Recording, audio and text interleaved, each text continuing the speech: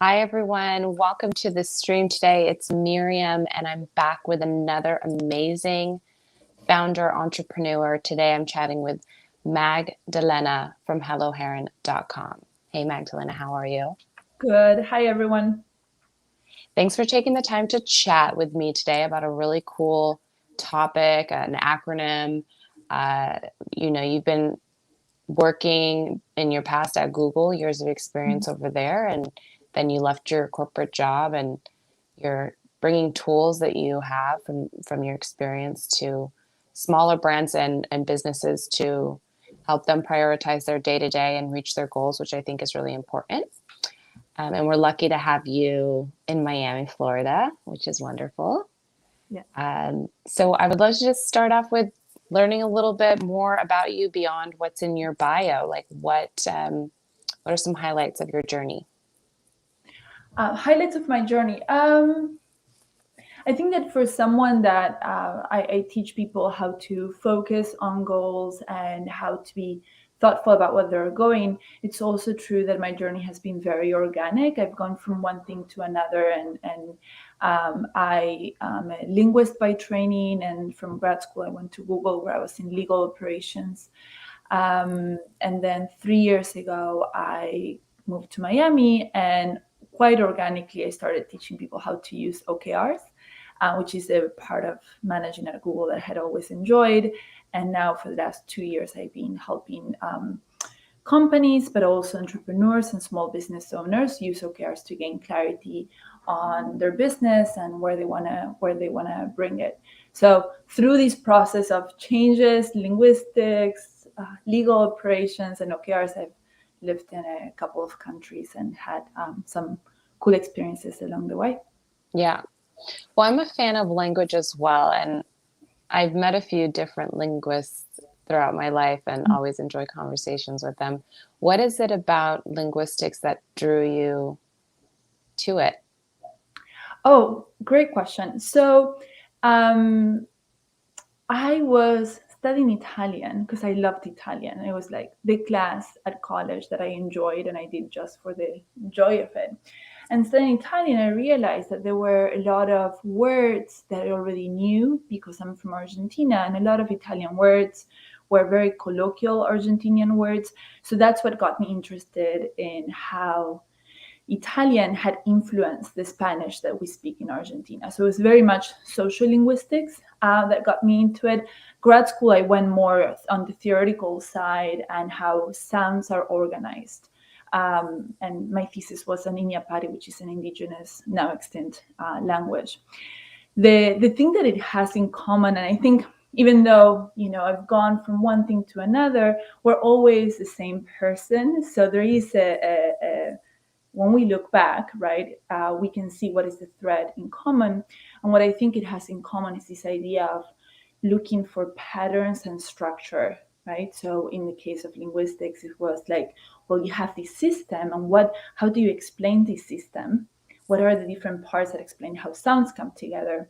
Then I go into Google and I do content moderation, and it's a question of like, how do you make decisions on what is allowed or not allowed online? How do you make decisions on content? Again, very much about bringing structure to something that is not can seem ambiguous.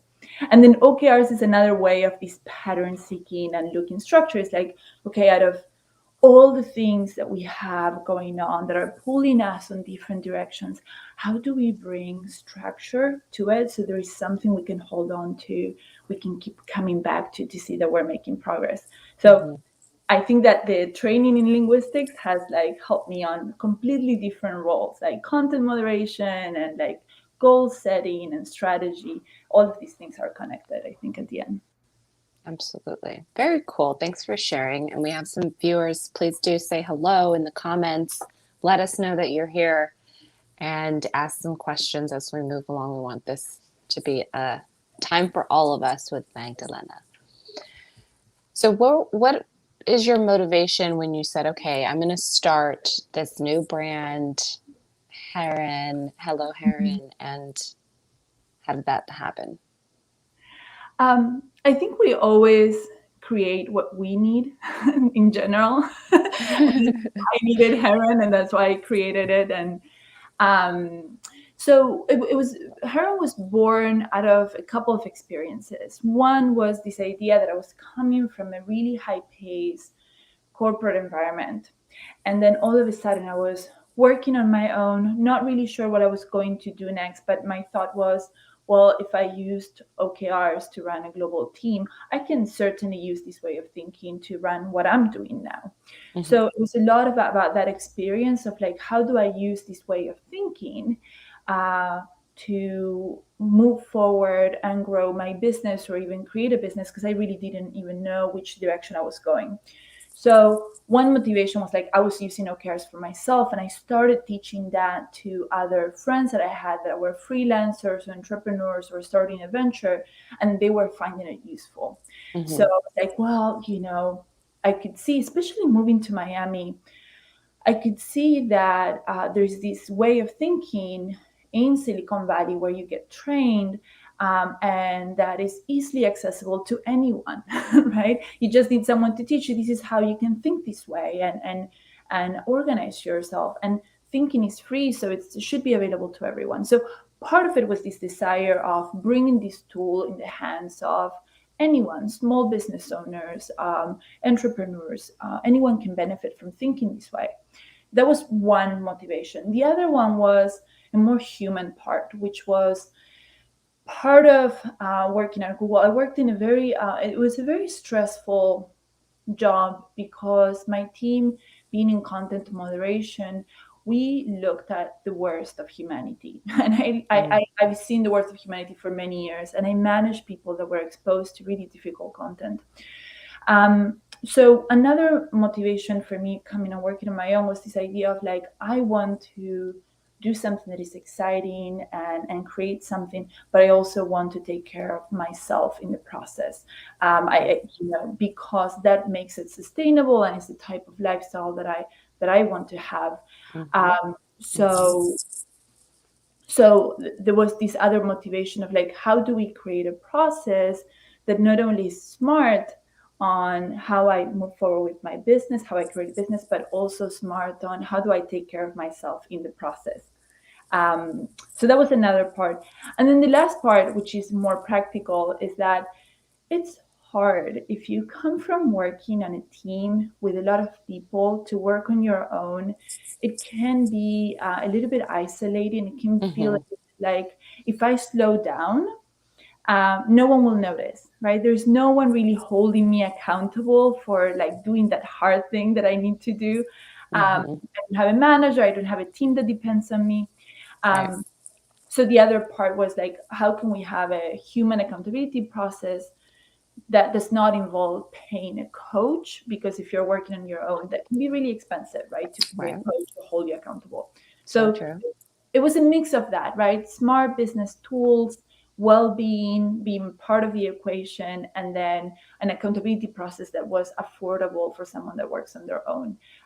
These are all the things that I needed. So Heron was like creating that for me and for others. Very cool. So Heron includes the OKRs, and let's just bring up the site as well so we can kind of have it there. So you get learning about OKRs and you get this accountability group. Am I saying all this correctly? Why don't you walk us through what it includes? Yeah. So Heron teaches you how to take everything you have going on in your business and identify a clear objective you can keep coming back to every week, right? So it's this idea of, and in that sense, and this is what we use OKRs for, right? And it's this idea that being productive is not about doing, we usually associate productivity with doing a lot of things, right? But you can do a lot of things that don't work. So Heron is a different view on productivity because it says, instead of doing 1,000 things, which you're going to do anyway, we teach you to identify what really matters and you can keep on coming back to it and focusing on it every week. So while you manage everything else, you keep on moving on what's important, and that's what we use OKRs for, right? But it's called OKRs, it could be called anything else. The other part is that we teach you how to identify work life. So that's what you're seeing right now in the screen. That's you using the OKR, right, and tracking your progress. Then we have this thing called the Kpis, which is key wellness indicators. It's this super fun tool, because what Kpis does is that it allows you to identify what does work-life balance look like for you specifically, and how do you know when you are falling off balance, so you can readjust before you hit the stress wall. Yeah. Which is really important, especially if you're working I think for anyone, maintaining work-life balance is critical. But if you're working on your own, maintaining your energy level is probably not only the type of life that you want to live, but it's also what allows you to move forward with your business. In an organization, if you're having a bad week, you're demotivated, the structure kind of keeps you going, right? Your manager, your reports, the things, they kind of keep you going. But when you're working on your own and you hit a wall, everything slows down. So Kpis are there to help you take good care of yourself, and that helps you stay consistent.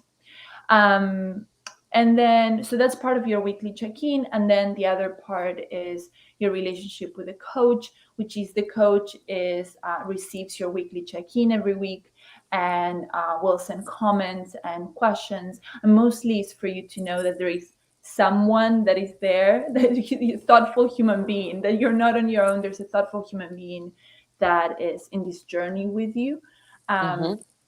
So that's a little bit of the idea. We have also a group meeting you can join, so you can meet the coach in person and other Heron members. So that's a little bit of the process. I love the Kpis part of this.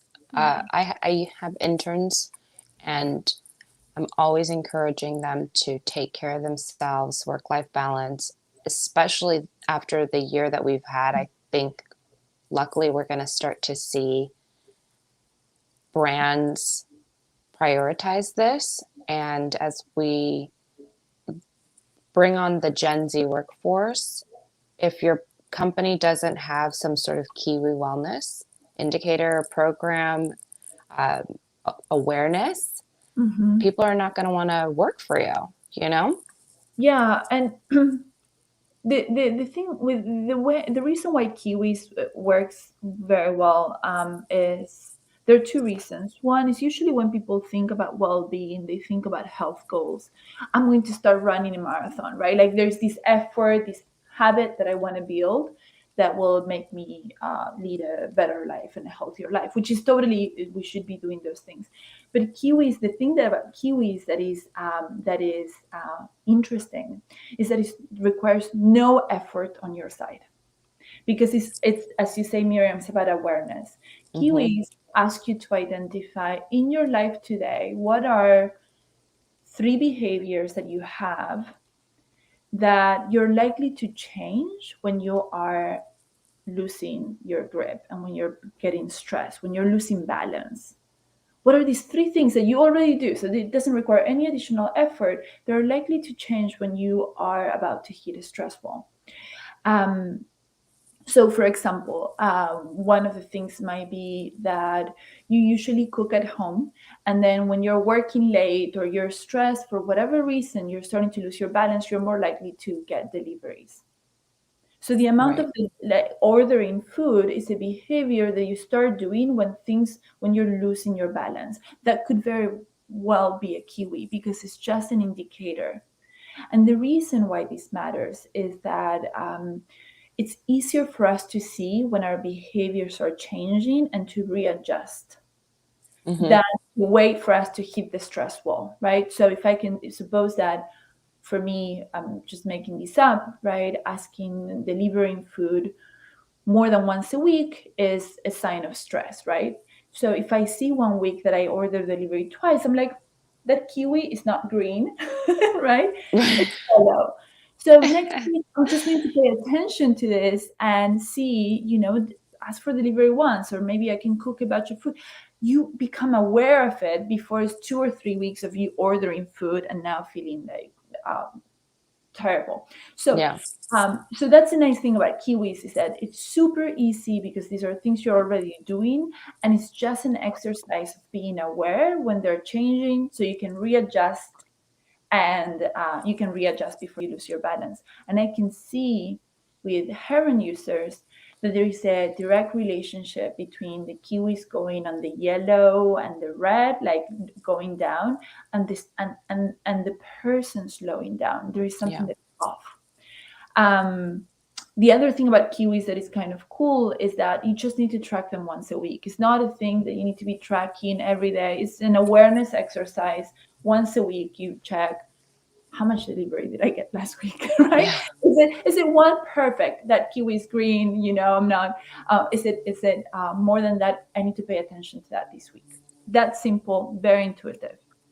Very nice. Definitely would love to hear from those that are watching what they think about the Kiwi concept, whether you would work for a brand that didn't talk about work-life balance. Chime in the comments below. Let us know what you're thinking about this. Personally, I know my body responds physically, like I start to feel it, but maybe that's when I'm already Yes. beyond the kiwi's probably been yellow, and then all of a sudden Yes. I'm like, oh, my back. Yes. Yeah. Well, but something like back, yes. So ideally, you can identify behaviors that you're able to readjust before you get the back pain. But even Right. something like back pain could be a really interesting kiwi, because you could say, the moment I start feeling back pain, so no back pain could be your kiwi. And the week that you're like, I actually had a little bit of back pain, it makes you pay attention and readjust other things that will help you, right? So Yeah. it could work. What I find is that people are super quick at identifying their kiwis. It takes 5 minutes. It's a very intuitive thing, and they're not very likely to change. You can use the same kiwis for months and months and months because this is part of your regular life. So it's a pretty easy exercise. If you're interested, and anyone can use it, if you're interested in this, you can go to my webpage, and there is a page on kiwis with a video where I walk you through how to do it, and sign up to my newsletter, because I'm creating a prototype for a kiwi app. So if you want to be an early user, please sign up, and I'll welcome you when it's ready. I love that. And it's helloheron.com. We've got the URL scrolling below. Let's move into talking a little bit about OKRs. What are OKRs? Yeah. So OKRs is a way of thinking around goals and what we do. And it's just a way of thinking, a methodology. It comes from Intel. Google was known for adopting it at scale. And there are a couple of things about OKRs that makes it different from other goal setting methodologies. So one of them is that we are used to thinking of goals as a representation of everything we do, the value that we bring, right? Like, I show you my goals and you should see all the ways in which I bring value to the company, for example. OKRs are not about that. OKRs are a representation of what is it that you want to change, push forward in your business. What is the thing that you want to protect from being deprioritized? The reality is that you have many, many things going on. OKRs is, what is that thing, that change that matters that you don't want to forget about? So already on its own, it's a different mindset of goals when it comes to goal setting, because it is about focus. Yeah. Right. Okay. So for example, if I have a consulting business, my OKR might be around, on a given quarter, it might be around improving my online presence in a certain way. There are a zillion other things that I'm doing that are very important, like supporting my clients and so on and so forth, that take a lot of my time, but they're not part of my OKR because they're not the part that requires focus. those things already, my business as usual, that's what we call it, the things that take a lot of our time, keeps the company running. These are things that already have my attention. The OKR is what the change you want to push over a specific period of time. So that's one of the changes compared to one of the differences with other methodologies. The other thing is such a simple idea, and like all simple ideas, is the use of it that is difficult, and I'll walk you through how to practice this. Okay. But OKRs is not a list of what you'll do. Okay. It is instead, it is it's a definition of success. And this is, and in that sense, it is an outcome more than an output of what you'll do. But it's not like my vision, because that's like way too far. That's way too far. We're always talking with OKRs, and with OKRs, the most important thing in OKRs is cadence. It's usually every 3 months. If you stick to the cadence of every 3 months you set a new goal, your OKRs will become better over time. So cadence is everything. So we're always talking about what is a change that I want to see in my business over the next 3 months. Gotcha. And when we talk about defining that change, we don't talk about what we'll do. We talk about what we're hoping to accomplish, what success looks like. Okay. Okay, so Trying to think through mine. It's time focused, right? It's usually 3 months. It's a representation of change that is important, not of everything you have to do that is important. There are many important things. We don't want them there. We want the change you want to drive. And it describes this change as an outcome, right? This is the definition of success. And I say this because it's really hard for us to do it, because we're always thinking about what we'll do. So Medium, if I ask you what are your goals for the next 3 months, you probably will be, well, I need to launch this, do that, list of activities. The problem is that I'm like, great, but how will you know that these things actually worked? Because there is something you're trying to accomplish with them. Right. So OKRs is that extra step. It's saying, okay, over the next 3 months, these are the key things you'll do. Amazing. How will you know that you've been successful? What do you expect that will be different? That is the OKR. It's this jump from your ideas of what you'll do to the state you're trying to reach. Very simple idea, not intuitive, right? Because we're always thinking of what we'll do. I'll tell you a story that helps identify why this step is important. This idea of, instead of list of to-dos, outcomes. So Elon Musk, right? It's like, if you think of Silicon Valley, very much a Silicon Valley personality, right? There's a story, I don't remember in which book it is. I think it's in Exponential Organizations, maybe. There's a story where, Elon Musk has this project where he wants to go from LA to San Francisco in 25 minutes. So for people that are not in the US or not familiar with the US, I mean, driving from LA to San Francisco is maybe 6 hours, 5 hours, flying an hour and a half. Elon Musk has this project of wanting to do it in 25 minutes, very much an Elon Musk project, right? Thing to do. So a physicist comes to him and says, well, Elon, if you accelerate and decelerate the human body at that speed, you're going to kill your passengers. And his reply was, yes, that's a problem. What is the point of this story? Is that his team is very clear on what success looks like, 25 minutes. They don't know how to get there without killing their passengers yet, right? But this is one of the things that has made OKR so powerful and so much associated with innovation, is that when you're pursuing something that is concrete, but you don't know how to achieve it, that is a space for innovation. So that team can go ahead and try things and see what is it that gets them closer to those 25 minutes. Okay? So as you think about using OKRs in your business, obviously this is a moonshot. This is something that is very ambitious. It comes with practice and with time. But right now, the step for each one of us to take is that when we're defining goals for a business, instead of defining what we'll do, being very clear on like, what does success look like at the end of these 3 months? What is my 25 minutes at the end of those 3 months? And starting to practice this jump at pursuing results as opposed to pursuing plans, because our plans might or might not work. Yeah. So what's the reason that brands should be looking at OKRs and having these versus just having a goal and hitting it? Well, there are many reasons. And I think that the use of OKRs will bring different benefits depending on whether you're in an organization or you're working on your own, right?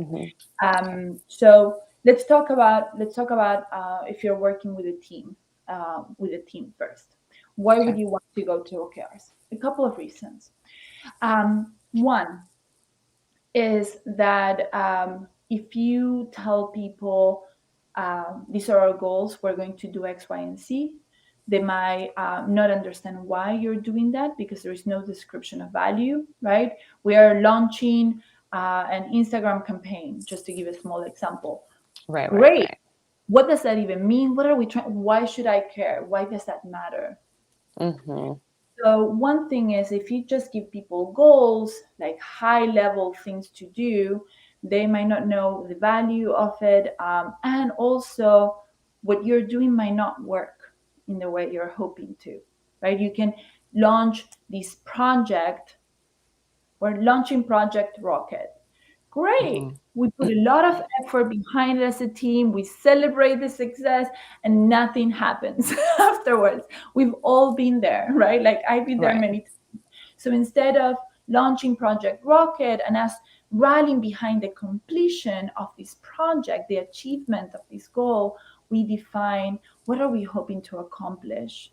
So maybe Project Rocket is around making a seamless web experience, right? And what does that look like? That looks like our users getting to where they want to go in 5 seconds instead of 25 seconds. Maybe that looks like our users staying engaged for longer in the product or whatnot, right? So if I give you that, right, the users that are able to accomplish tasks faster, stay longer, are more engaged, the value is so clear. Launching Project Rocket, but the value is so clear. And if Project Rocket is not the way of achieving that engagement, you try something else and you make it okay for your team to iterate and try different things. Right. Then it's not like we have to do this. Yes. We'll just do stuff until we start to see the needle moving. Exactly. The objective. Yes. So one of the reasons why you want to use OKRs as a leader in an organization is that you can be very clear on the value we're hoping to bring, and you open the space for people to understand the value first and to do different things to get there. And it can be quite inspirational and build alignment. Do I come up with my OKRs without my team, or do I bring them into that conversation? You bring them into the conversation. So if you're using OKRs for the first time, the experience of rolling out OKRs is different from what happens once the organization is using them.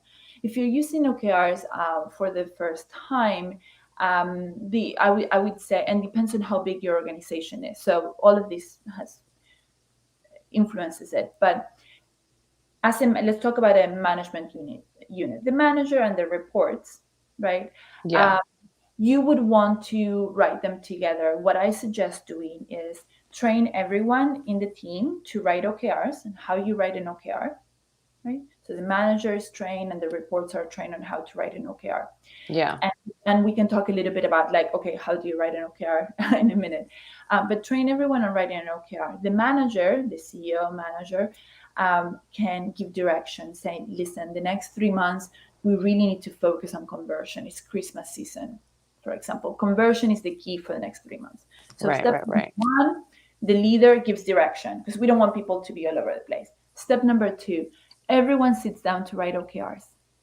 So Yeah. everyone sits down on this process of thinking what change is important, what do we need to take care of for conversion, but also for other things that I might need to improve in my own business unit.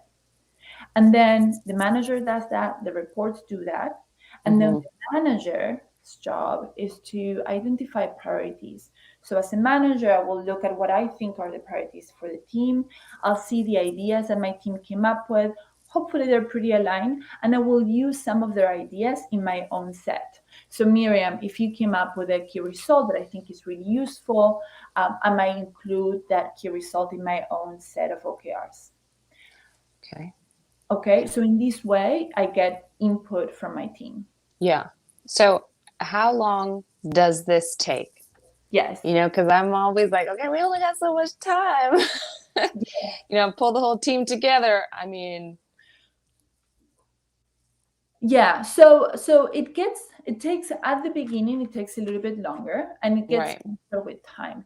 The key for so what I would say, if you're starting, just give it 3 weeks to, and if it is you and your team, just in 3 weeks you should be able to set the direction, get the best ideas, and decide on what is most important, right? How many times in that 3 weeks do I need to bring them all together to meet?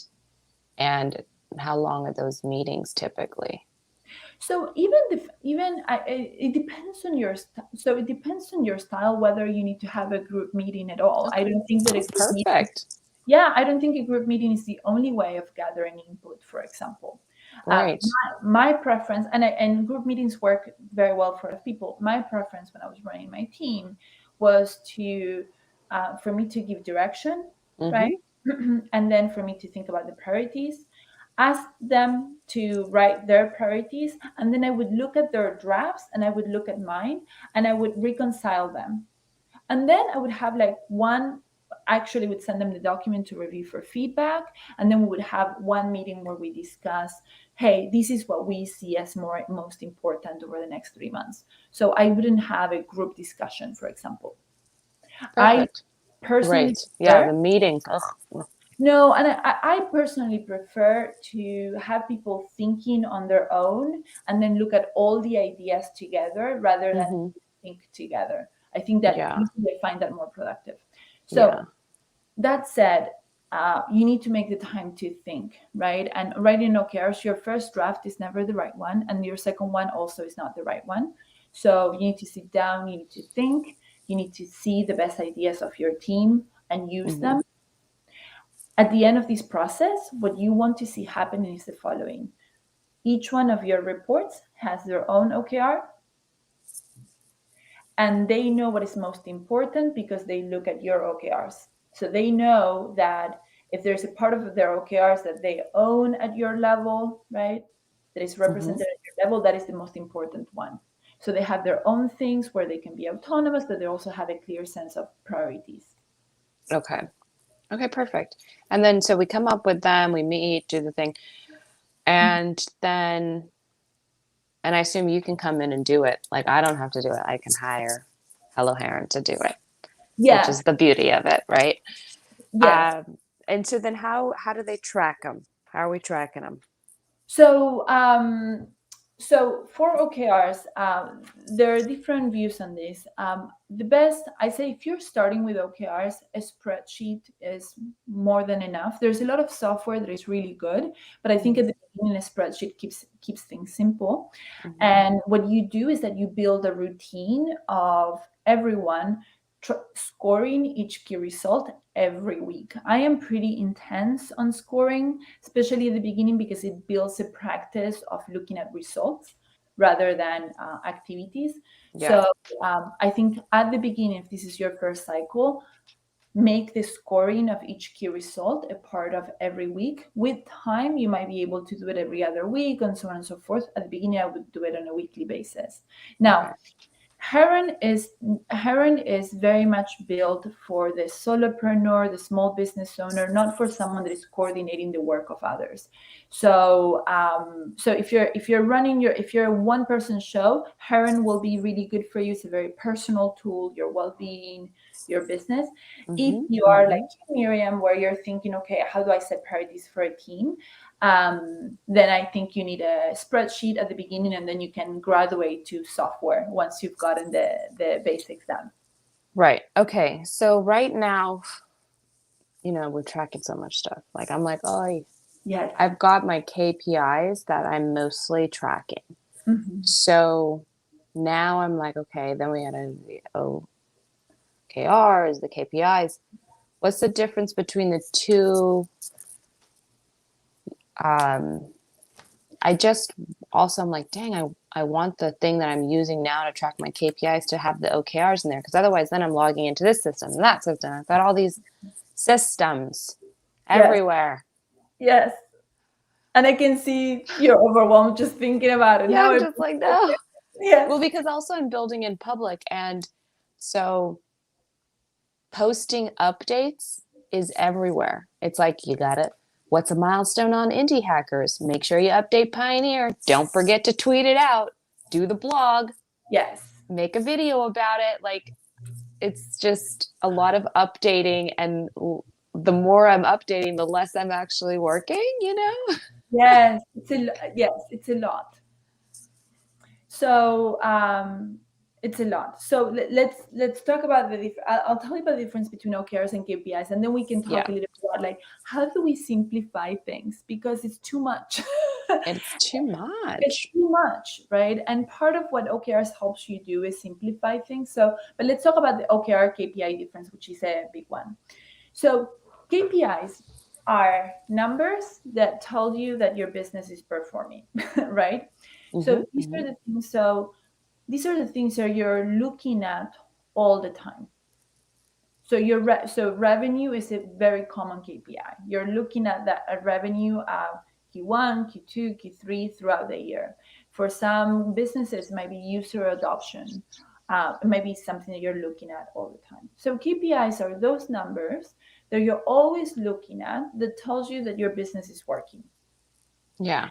If you are the person in charge, you are likely a little bit obsessed with your KPIs, and you should be, because you're the one driving the boat, right? So you need to be looking, are we moving or not? Right. So, yeah. I'm looking at these things. So what is the difference? So, but if you go to your team and you say, you give them a KPI as a goal, and you're like, next quarter, we need to increase our revenue to $35,000. Very concrete number, right? They have no idea of what to do. It gives no direction, and it's also pretty soulless. Like, there's no soul behind it. It's hard to be inspired. About money. What are we doing? Like, why does it matter? Okay, so there's the joke that OKRs are like KPIs with a soul. I think that there's a little bit to it. Okay. Like, so what is the difference? So KPIs, really good for you to know that the business is running. If you're the person in charge, you're very likely obsessed with it. Great. OKRs, on the other hand, are this representation of the change you want to bring over the next 3 months. What do we want to be different at the end of 3 months? What is the value we want to bring? What is the push we want to do in our business? It's more it's change, and it's time-based, right? Maybe the next 3 months are, delighting our customers is the way, right? It's what we're all going to focus on. Well, we do 1,000 other things. Let's not forget that on our focus of getting better at our customer service. So OKRs have a directionality, have a clear value. Where things get confusing sometimes is that sometimes you can use KPIs as part of your OKR. So, for example, if you have an OKR that is around improving the usability of your website, suppose, right? Maybe one of your key results is that you get more revenue from your website. Maybe getting more revenue for your website is good evidence that the usability has improved. So you might use a KPI as part of an OKR at some points, and that's why it can be confusing. But the point is that the OKR is about change, specific change you're bringing to your business over a specific period of time, and then you're done with that change and you move on to the next thing. I mean, the way that you're talking about it, for me, I'm like, I really want to use this for like my life, like personal goals. Then you need Heron. I know, I'm like, let me talk to my therapist about setting some OKRs, like what are we going to be doing here? Let's, because it's such an interesting, and I've heard of it before. I think I used them at Target. Like we had to use them at Target back when I was young working over there. We had OKRs, but then I haven't used them since then. So this is very good. So I'm tracking them. Let's say I'm a month and a half in. Can I adjust them? When do you adjust them? Every 3 months, or is there flex within that? Very good question. And I want to highlight that the fact that it made you think about your personal goals is because OKRs are meaningful. Right. Okay. And that's why I took you there. And it can be very meaningful for your business too, right? So, so now cadence and tracking, and what do you do? So in general, most businesses have OKRs every 3 months. You might have yearly ones, and then you have OKRs every 3 months. If you're getting started with OKRs, I suggest do OKRs every 3 months. Now, this is the quarterly cadence. What happens if you're a month and a half in and things happened? Well, there are a couple of things. One is that when your OKR is well written, likely it doesn't change. What changes throughout the quarter are your plans. You were trying this and now you cannot try this, it doesn't work. So what you're doing might change a lot, but where you want to be likely doesn't change as much. Like if a month and a half, you say, well, we want users to stay in our website longer. Has that changed just because this project didn't work? No, likely didn't change. So the first thing is, the more well-written OKRs are, the less likely they are to change what you'll do. The second point is that sometimes your priorities change because something happened. Right. And you cannot work towards the website usability anymore. Then what do? Is that first you make a decision and you're like, okay, do we think that we should be deprioritizing website usability for this other thing that came up? If the answer is yes, perfect. Put your key results, whatever key results are now obsolete, leave them there, right? Work on what's now become a focus. And then in like 3 months' time or like a month and a half time, you'll get to write a new OKR. I would not go through the process of rewriting my OKR throughout the 3 months. It's just too much work, and it's not necessarily worth it. What is important is to be thoughtful. We're being pulled away from this focus. Do we agree with that? And we make a decision, and maybe the decision is yes, perfect. Make some of those key results obsolete. Don't worry about it. Move forward with the new focus that you have. And then in a couple of months, you get to write a new goal. Now, if this is happening to you every month, every quarter, there is something that it's worth thinking about, because what it tells me is that you're having a hard time maintaining your focus. Right? But if it happens every so often, totally normal, and that's fine. What this implies, Miriam, is that there is a thing underlying this that makes OKRs different from other objective setting methodologies. And it's like, you need to be okay with not achieving your OKR. Yeah. You need to be okay with that. Okay, I mean, I don't know if I'm ever okay with. I mean, I guess I want to achieve the things I say I want to do. Well, yeah, but you're talking about what you'll do, what you'll accomplish, because those are two different things. Okay. Right. So, so let's unpack this a little bit, because let's unpack it. We got fundamental. If we are obsessed with achieving goals. We always talk about achieving goals. Okay, that is BS, because if you're setting outcomes, goals that you Right. know you can achieve, what that Hmm. helps me is that you're sandbagging, meaning I'm here and I'm setting something that is here that I know how to do, and I'm just moving there, which has Yeah. little to do with innovation, with pushing, with doing things differently. For you to Okay. grow, for you to grow and have more impact, you need Yeah. to set things that you're not sure necessarily how to accomplish. I love that Kay is putting that up right now. She's trying to send me a message. She's like, it's okay if we don't hit our goals. I Yes, hear you, Kay. Thank you. Okay, you're right, welcome because there. the outcomes, it's the outcomes. Yeah, it's the outcomes that Right, right. You know what? This is actually a kind of a mindset that I've taken with my product that I launched because I realized into launching it, I was like, wow, this is the ultimate manifestation of my comfort zone where I do something that's like super crazy to make my life really hard because my comfort zone actually is struggle. And I was like, dang, dude, that's really bad. Now you're in it. But but what gives you joy? Because you say that and you smile. So what gives you joy in that? I'm smiling because it's just so typical me that I did that. And I think the process, either way, I'm going to learn from it. So I tried to switch the mindset where it's like, okay, either way, I'm going to learn from the experience, even if it doesn't become a huge success, whatever, whatnot. The learning will be the value, and the work that I do will live on to help others. Like it's still meaningful. So that allows me to kind of just go through doing this. It's my first time trying to scale anything and not have as much, I guess, pressure, which was Yeah. really bad for my mental, you know what I Yes. mean? The thing is that goals are not a real thing. Okay. I was like, let me just tell you this right now. Goals are a lie. Goals, no, they're not a real thing. They're something that we make up.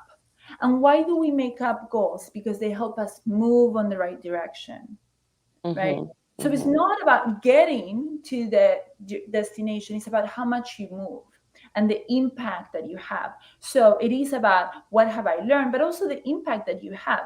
Let me give you an example. If I say I'm going to cut the processing time from 10 minutes to 2 minutes, right?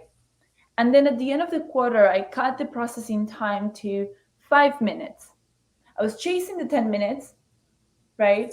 I was chasing the 2 minutes, sorry, and I got to 5 minutes. That is pretty good impact. I cut it Mm-hmm. by half. Have I Yeah. achieved my goal? No. Does it matter? No. Can I celebrate the fact that I cut 5 minutes off? Absolutely. Do I even need to talk about what my original goal was? Mm-hmm. No. You can talk about impact, learnings, change you've driven in a very concrete way. And that is way more powerful than talking about whether you achieved an artificial point you've set for yourself, Mm-hmm. right? Yeah. So at Google, when you had OKRs that were scored 70% plus across the board, it was like bad street credit. It just meant that you had set goals that you were sure how to do, how to pursue, and you were sandbagging. You were not really pushing for more. When you talk about what you've achieved, you wouldn't talk about how much of your objective you completed, you would talk about your impact. What is different now? Yeah. Right, so it's a different mindset. It's a different mindset, and it's a balance of like, can I pursue something without being attached to completing it? Can I pursue something and celebrate how much I've moved in the right direction and talk Yeah. about Yeah. it? When you do that, if you find yourself halfway through the quarter having to drop two key results because they're no longer important, therefore they get a zero, that's fine, because you're not pursuing 100%. Yeah. Yeah. A colleague of mine, Justin's really good at that. Really good at it. He's like, it's all about the journey. I'm like, yeah. No, I think it's true. I really do believe in that. it's it is not easy to make that behavior change because we don't grow up with this teaching. No, but we learn so many things along the way. We do. And taking the time to reflect on those is important. So let's say 3 months wrapped up. Now we've gathered a lot of information. What do we do with that? How do we apply it back into our business and continue to enjoy the journey? So yeah, journey makes it sound like almost metaphysical. I'm like, no, the journey can have numbers of impact, right? Okay. That's the thing. It's like you can be very smart. Now, what is really important is that at the 3 months, you score where you got to, right? What was the impact? What is the score for each key result? Mm-hmm. What were the results? So you have this grounding moment, and then you start again, and you sit down and think again. What is the change that is most important over the next 3 months? Right. What needs our attention? What do we want to be different at the end of 3 months? Mm-hmm. Seeing what we've learned, seeing what moved, what didn't move, what is now important. What I don't want you to do is to use key results that were incomplete and roll them over to the next quarter. Don't do that. Okay. There are many reasons for not doing that. First, I want you to sit down and think again. Even if this key result maybe is relevant, you probably can come up with a better way of measuring what is important. Mm-hmm. And there's a kind of a new energy that comes with having a new objective. So let's step away from this training that we have on achieving and completing things, and instead think about what is important every time and start moving in that direction, right? So no rolling over, always starting again, thinking again about what is important. Okay. And if you do this, if you set OKRs that are outcomes, for the most part, are not planned, if you score them throughout the quarter, and every 3 months you start again, and you keep this process up, the quality of your OKRs is going to increase, and you're going to be able to accomplish more. You just need to keep up. It's like riding a bicycle. You just need to keep up the process. Well, and I love that you have, again, put the Kpis in there, because the sustainability of keeping it up and doing it, it's easier said than done. We're getting close to the top here. Please, thanks for those that have been watching with us this whole time in your anonymous internet seats. Please do chat. Let us know that you're here. We want to know who's here. You just, you comment below and we'll know that you're here, and say hello to us. In the free package, we get the step-by-step training, how to even write an objective. So that's wonderful. Template to track our OKRs and Kpis and quarterly reminders. Very nice. And what other things do we need to touch on in these last few minutes? If anyone has questions, now is the time to chat them in. Yeah, I would say anyone that is interested in trying Heron for I want to see if I can get organized with OKRs and Kpis, just go to my website and join the waiting list. Because right now I'm at a process where I'm designing a better app. So I have a waiting list, and when it's ready, I will start onboarding people to the beta version, and I can use a lot of testers for this version. So it's not. I signed up for it. Amazing. And I want to hunt you on Product Hunt when it's ready. Deborah says hello. Woo! Great presentation. Thanks for sharing. Do you know Deborah? No, I don't think so. Thanks for tuning last name. Yeah. Deborah, tell us what you're working on. What are you up to? Were you able to come up with a potential OKR during this session? We want to hear what you're working on.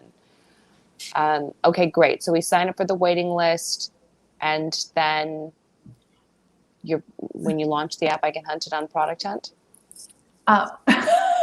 You can help me with that. So if you sign for the waiting list, you'll start. I send newsletters once a week or every other week with some thoughts on what it means to be productive and how to not go crazy. And then I'll let you know when the Kpis prototype is ready for testing, and I'll bring you along on the journey. Nice. Oh, great. Oh, Deborah's perfect. working on diversity and inclusion consulting and would love to use OKRs to develop her project, their project. That sounds great. Amazing. So feel free to reach out to me at Magdalena at helloheron.com. And I can, if you write an OKR, I can give you feedback and help you finish it. Another thing I'll say is that if you're thinking of using OKRs for the first time, here's my challenge for you: one OKR.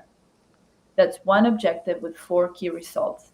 That's Okay, all wait. I'm going to allow you to do. One One OKR objective, with 4. 4 key results. Oh, that's interesting. We probably should have broken that down earlier because, okay, so you got the overarching objective and then there's the key results that are underneath it. Yes. And the We key probably should have talked more about that. I didn't even get to that. Okay. It's okay. It's okay.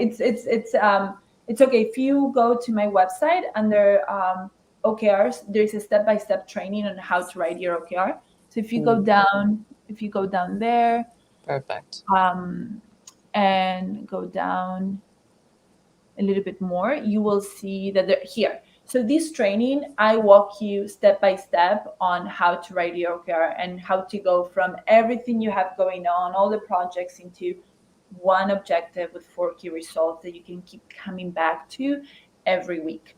Perfect. And this is the part that kills the overwhelm, right? Because you'll have 1,000 things to do. I'm tracking 1,000 things, but the OKR is the place where you track what is important only once a week. It's very simple and allows you to stay in track even when you're being pulled in a million different directions.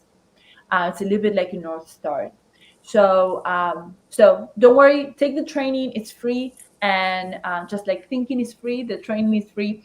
And I'll walk you through how to write the OKR. And if you submit it, I'll send you feedback.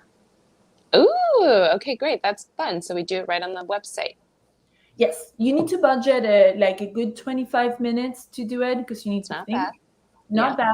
bad. And then whatever you get to, you can submit it through the training, and then I'll send you feedback. Perfect.